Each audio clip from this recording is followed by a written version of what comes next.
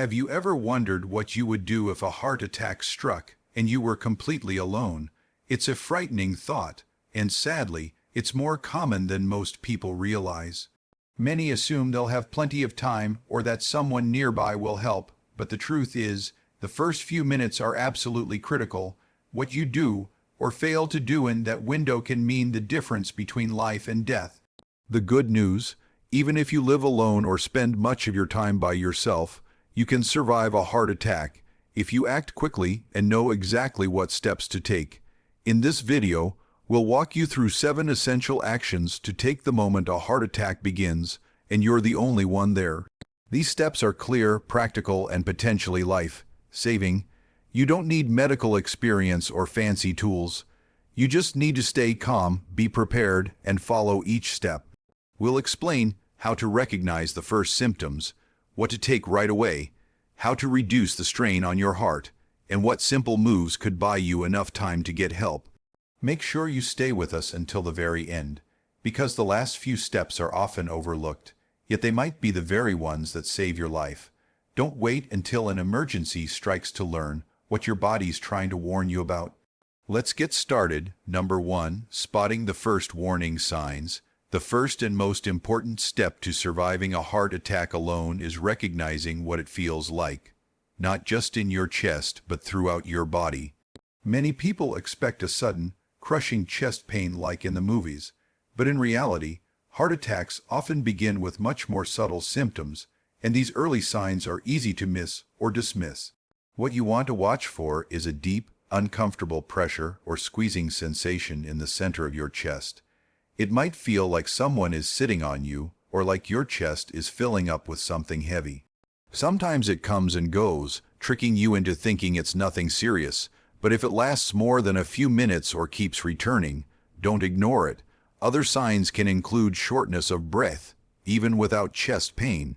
You might feel like you climbed stairs even while sitting still. Some feel pain in the arm, shoulder, jaw, or neck. Others break into a cold sweat, get dizzy, or feel nauseated, and in many older adults, especially women, the pain can show up as pressure in the back or stomach instead of the chest. Take Richard, 74, for example. He was sitting at his kitchen table when he noticed a strange tightness under his collar, bone, almost like heartburn. Then he realized he couldn't take a deep breath and his hands were sweating. He remembered hearing that not all heart attacks start with chest pain. Instead of ignoring it, he acted, and that choice may have saved his life. The body often whispers before it screams, and with heart attacks, those whispers are your best shot at survival. If you wait for the dramatic symptoms, you might already be too late. So the next time something feels off, especially if you notice pressure, shortness of breath, or fatigue, stop what you're doing. Don't tough it out. Don't assume it's nothing. Take the signs seriously, even if they seem minor. Your life might depend on it. Number 2, call emergency services right away. As soon as you think a heart attack might be starting, the very next thing you must do, without delay, is call 911. Don't wait to see if the symptoms go away. Don't try to drive yourself. Don't assume you're overreacting. Calling emergency services is not only the fastest way to get help, it's also the most effective step you can take to stay alive. A heart attack isn't something that passes on its own. Every minute your heart is starved of oxygen, the damage gets worse. But when you call 911, trained professionals start preparing to help the moment they're dispatched. They're bringing the tools, the medicine, and the skills needed to keep you alive if your heart stops before you even reach the hospital. And if your condition worsens rapidly, which often happens, you may not be able to help yourself. That's why driving is such a risky decision. You could lose consciousness, cause a crash, or delay your own care. Let the emergency team come to you. Take Linda, for example. She's 78 and one evening she noticed an odd ache in her left shoulder. Then came a wave of nausea and a cold. She began to sweat. Her first thought was to call her son, but then she remembered something a nurse once told her. If you think you're having a heart attack and you're alone, call 911 first. Talk to your family after. So, she picked up the phone and made the call, By the time the ambulance arrived, her symptoms had gotten worse, but the medical team was ready. They stabilized her right there in her living room. That one phone call saved her life. You don't need to be 100% sure it's a heart attack to call for help. The dispatcher won't be angry if it turns out to be something else. In fact, they'd rather be safe than risk being too late. Keep your phone where it's easy to grab, especially if you live alone. And if your speech becomes slurred or you're too weak to talk, use your phone's emergency call function. Most smartphones have a shortcut you can access even when the phone is locked. Learn where it is. Practice using it. It might save your life. If you're still watching and this information is helping you, type number 2 in the comments to let me know you're here. And if you haven't already, be sure to subscribe and tap the bell icon so you never miss one of these life-saving videos. Your support keeps this channel going and helps us continue to bring you knowledge that can truly make a difference. Now let's keep going. Number 3, chewing an aspirin slowly and calmly. After calling emergency services, the next best thing you can do is surprisingly simple. Chew an aspirin. Don't swallow it, chew it. Do it slowly, even if you're scared or your hands are trembling. If you have access to a standard 325 milligram aspirin, and you're not allergic or on blood thinners that would make it dangerous, this single action could significantly increase your odds of survival. Aspirin works by thinning the blood. It can help stop the growth of a clot that's likely blocking one of the arteries feeding your heart. That clot is the reason your heart is in crisis. Chewing the pill, not just swallow, and gets it into your system faster, sometimes fast enough to restore a bit of blood flow before help arrives. Yes, aspirin on an empty stomach isn't ideal, but in the case of a heart attack, that's not your biggest concern. If all you have is coated or delayed, release aspirin, chew it anyway. Time matters more than anything else. Joe, age 72, is a great example. One morning, he felt a tightening across his chest that crept up to his neck. He remembered the aspirin in his kitchen drawer. He chewed one and sat down. When paramedics arrived, they said that single action may have kept his heart from suffering serious damage. His doctor later told him that little pill might have saved his life. If you live alone, stash aspirin in easy-to-reach places, your nightstand, and your wallet, a jacket pocket. Make sure it's not expired, and tell your loved ones where it is, just in case. It might seem like a small step, but it's grounded in medical science. Emergency responders recommend it. Doctors teach it. Chewing aspirin during a heart attack isn't just advice. It's a proven, life-saving move. In those critical minutes, it might be what allows you to walk out of the hospital instead of being carried in. Number 4, sit or lie down to protect your heart. Once you've called for help and taken aspirin, your next move is crucial. Stop moving. Sit or lie down in the safest, calmest position you can. This is not the time to tidy up the house, gather your medications, or unlock the front door unless it's absolutely necessary. Any physical effort increases your heart's workload, and your heart is already struggling to stay alive. Ideally, sit in a chair with your back supported, feet flat, and arms resting loosely. This position helps your body conserve energy and reduces the strain on your heart. If you feel faint, lie on your side with your head slightly elevated. And above all, don't try to push through the discomfort. That kind of toughness may have helped you in the past, but right now it could make things worse. It's normal to feel awkward or embarrassed calling 911 and then just sitting still, but doing nothing is actually doing something. It helps stabilize your heart, slow your breathing, and conserve oxygen. Consider the story of Alice, age 81. When she felt a strange pressure across her chest, her first instinct was to clean up the kitchen and get herself together before anyone arrived. But then she remembered her doctor's advice. It's your heart. Sit down. Everything else can wait. That's exactly what Alice did. She eased into her favorite recliner and stayed still. Later, doctors told her that decision likely stopped her symptoms from turning into full-blown cardiac arrest. When you feel the signs, tightness, dizziness, breathlessness. Don't finish the dishes, don't clean up, don't even try to wait it out. Stop. Sit or lie in the safest position possible. Your only job is survival. And here's something simple that often gets overlooked. If your chair doesn't have armrests, avoid slumping forward. Sit upright, spine supported, so your lungs stay open and your heart doesn't have to work harder than it already is. The more relaxed and upright you are, the better your body can focus on healing. If you're still watching and you're finding this video helpful, type number 4 in the comments. It lets me know you're here and learning.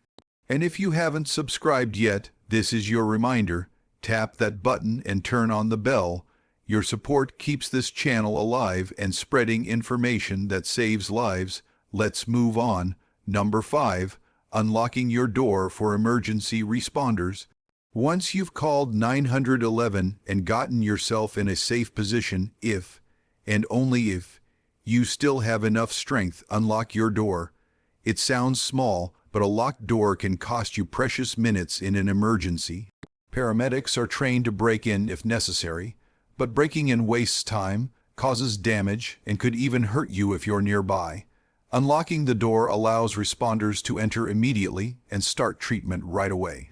If you live alone, especially in a condo, apartment, or gated community, think ahead.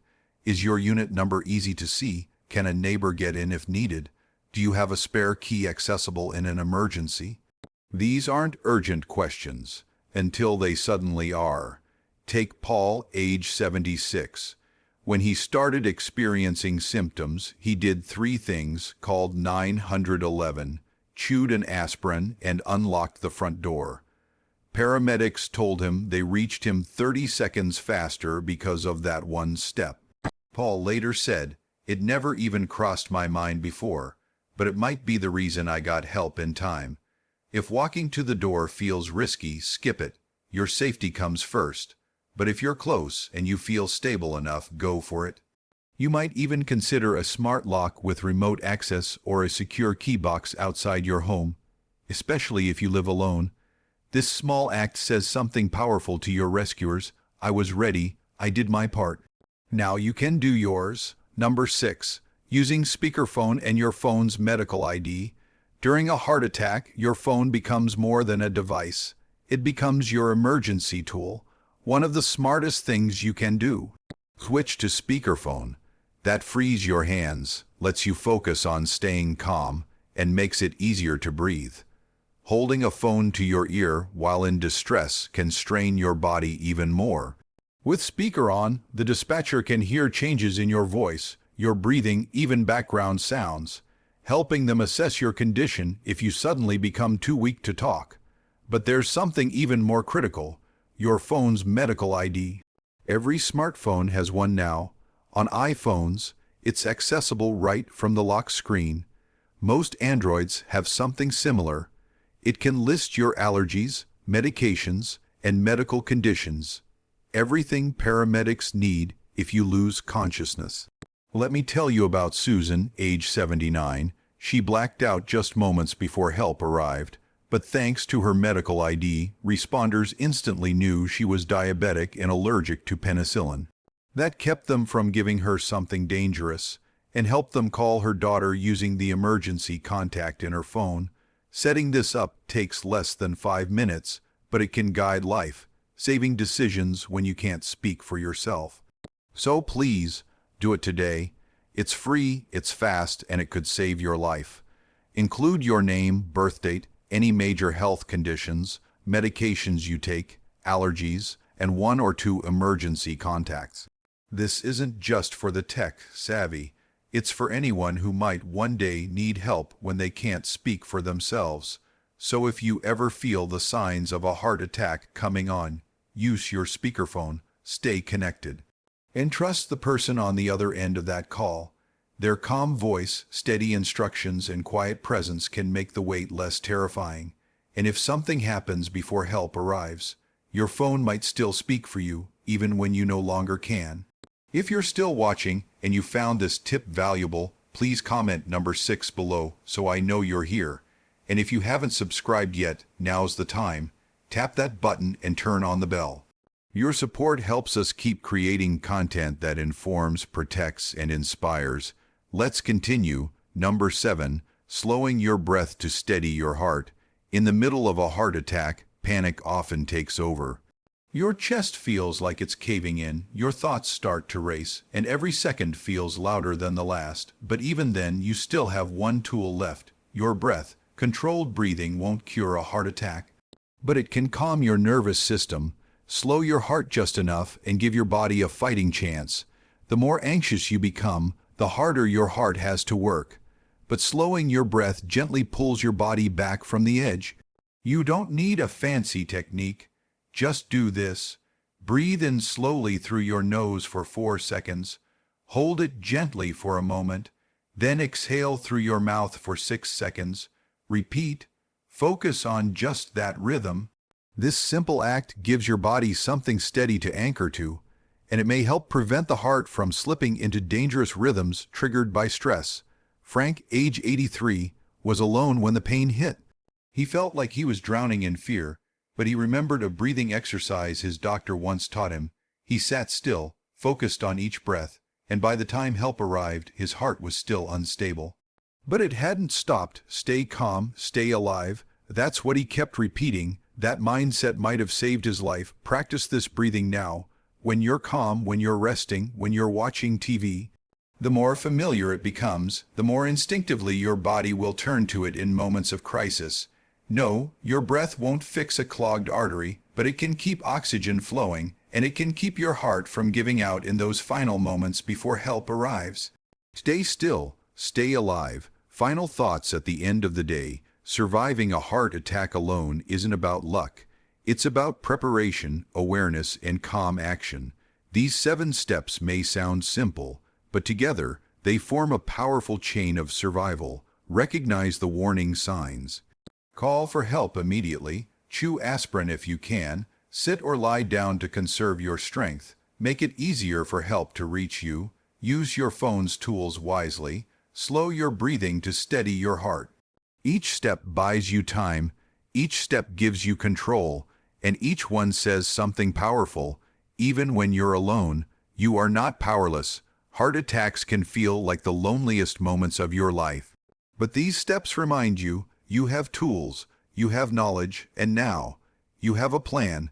So let me ask you, what stood out most to you today? Was there a step you hadn't considered before, or one you now see in a new light? Leave a comment below and share just one thing you learned, and how you plan to use it. Reading your thoughts gives us motivation and helps others feel less alone. If this video helped you, please like, subscribe, and share it with someone you love. It might not just save your life, it could save theirs too. Thank you for being with us today. We'll see you in the next video.